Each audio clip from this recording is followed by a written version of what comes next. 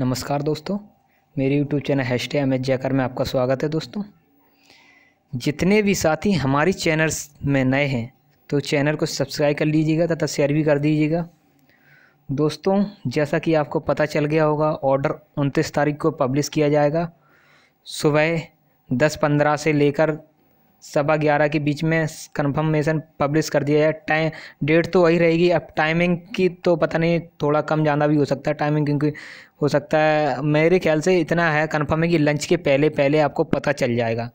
और हमारे कुछ साथी कमेंट कर रहे हैं, बराबर कह रहे हैं सर नींद नहीं आ रही है, पहले तो आती ही नहीं थी, अब तो और नहीं आ रही है ऑर्डर की जल्दबाजी में।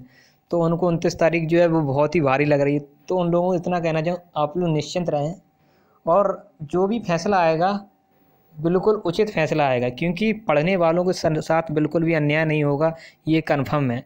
क्योंकि ऐसा तो होगा नहीं किसी के अगर 60 नंबर हैं और 100 वाला रह जाए, 60 वाला हो जाए, तो इतना तो होगा नहीं। तो जज साहब भी कुछ सोच कर फैसला देंगे। उन लोगों को भी पता है कि इन लोगों ने मेहनत की है और इनका ना हो, तो वो उसी उचित हिसाब से फैसला देंगे।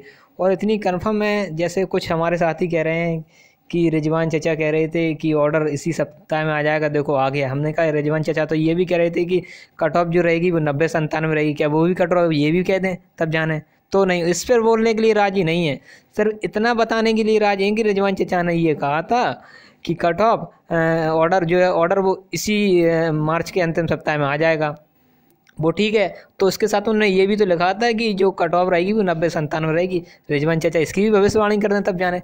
उसकी भविष्यवाणी नहीं मानेंगे हम, इतना मानते हैं जो रिजवान चाचा ने जो कहा तो वो आ गया। मतलब कुछ हैं बुद्धिजीवी जो रिजवान चाचा की मानते हैं, कह रहे हैं वो ऑर्डर उन्होंने कहा था सो आ गया। हमने कहा वो भी मान लो 90-97 उन्होंने कहा था, पर नहीं मानेंगे। ठीक है, खैर जो भी हो, अच्छी बात। जज साहब जैसा भी फैसला देंगे अपने स्व विवेक से फैसला देंगे और अच्छा निर्णय देंगे मेरे ख्याल से, क्योंकि वो भी जानते हैं, क्योंकि जो पढ़ने वाले मेहनती छात्र हैं उन्होंने मेहनत की, कैसे 14 सब्जेक्ट में मेहनत की है, दिन रात पढ़कर मेहनत की है, और उनका ना हो तो उनको भी दुख होगा। वो भी जानते हैं, तभी तो उन्होंने कम से कम 1.5 महीने लिया है ऑर्डर पब्लिश करने में, सोचने में। उन्होंने भी गहन चिंतन किया होगा, तभी तो ऑर्डर वो पब्लिश कर रहे हैं। और मेरे हिसाब से ऑर्डर इतना अच्छा आएगा कि सभी लोग संतुष्ट हो जाएंगे, ऐसा ऑर्डर आएगा। और पढ़ने वाले मेहनती छात्र बिल्कुल भी ना घबराएं, टेंशन ना लें, क्योंकि जज साहब एक तरफा फैसला बिल्कुल नहीं देंगे, ये कन्फर्म है, और इतनी कन्फर्म है। और इसके अलावा मैं आपको बता दूं, रिजल्ट जैसे ही ऑर्डर पब्लिश होता है तो उसके चंद घंटों बाद उत्तर कुंजी और रिजल्ट दोनों पब्लिश कर दिए जाएंगे। जैसा कि सचिव ने भी बताया था, सब पूरी तैयारी कर ली गई है।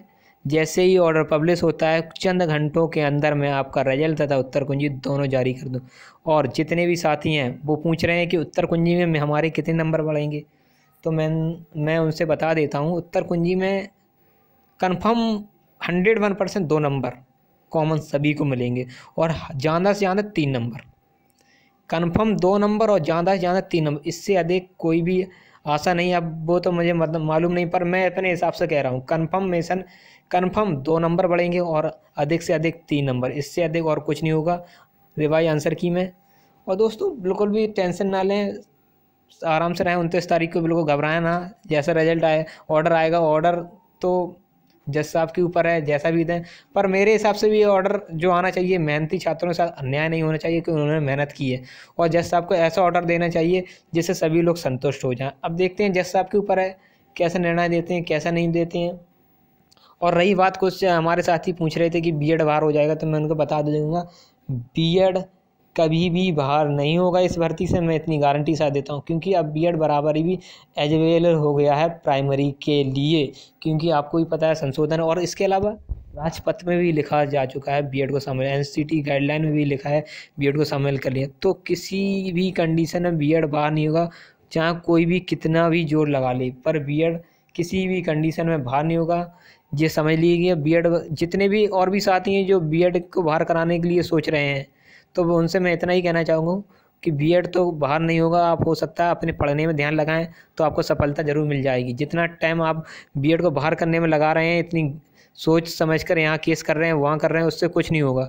इतना कन्फर्म है कि बीएड शामिल हो चुका है तो वो शामिल हो गया। अब कहीं भी किसी भी कंडीशन में बीएड बाहर नहीं होगा।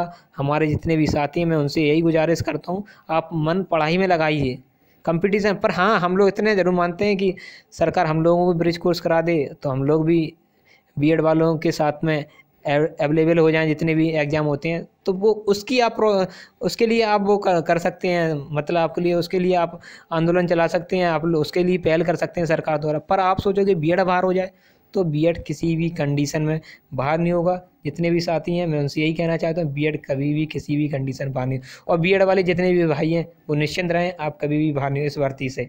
और क्योंकि इस भर्ती में सबसे अधिक बीएड वाले ही लगने वाले हैं, आपको भी पता है। क्योंकि अगर कट ऑफ 60-65 रही तो सबसे अधिक बीएड वाले रहेंगे, क्योंकि बीटीसी वाले इतनी कंडीशन पास नहीं है, वो ठीक है, मिनिमम बीटीसी वाले 10-15 हज़ार पास होंगे।